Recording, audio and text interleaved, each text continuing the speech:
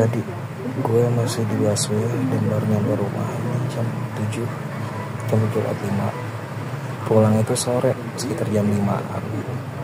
Itu gue udah gak kuat, udah lemes, udah keling-kelingan, gak tahu kenapa. Aduh gila parah. Dan ternyata yang ngerasa bukan gue juga, teman gue juga ngerasain. Salah satu guru nyampe di busway pas di halte Cipulir. Gue udah makin lemas, makin kelingan karena itu penuh. Gue berdiri dekat pintu. Gue udah gak tahu deh antara sadar gak sadar, sebab pas gue lagi berdiri gitu, tangan gue kan megang handle buat berdiri gitu kan. Kepala gue sandarin ke tangan gue. Azan maghrib, setelah azan maghrib, dari telinga kiri gue jelas banget ada yang nyinden, bener-bener nyinden, nyinden-nyindennya. Dan itu ada suara gamelannya, ada suara ting-ting. Gue inget nadanya kayak gini nih,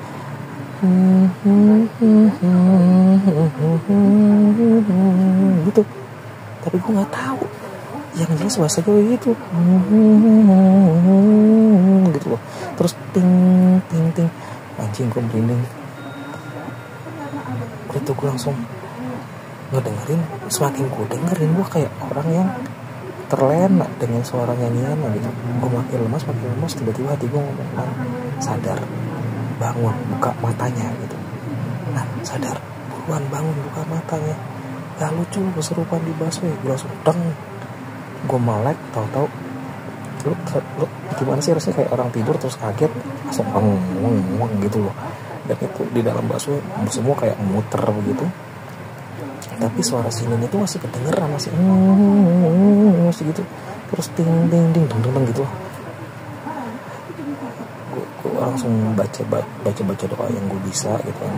Bukan yang gue bisa sih, doa ruqyah yang gue pelajari. Mulai itu berkurang. Setelah selesai, dia nyanyi lagi cuy, nyinden lagi. Aduh gue sampai, ya Allah gue harus gimana. Sampailah di halte petukangan di depan Budi Luhur kampus. Sebagian penumpang turun. Udah gue terburu-buru karena memang pas di situ ada yang mau naik juga untuk ke CBD Ciledug. Gue buru-buru ngerobot buat duduk. Pas duduk gak kedengeran lagi tuh suara sinen, cuma kepala gue kayak gitu. Tetap kayak orang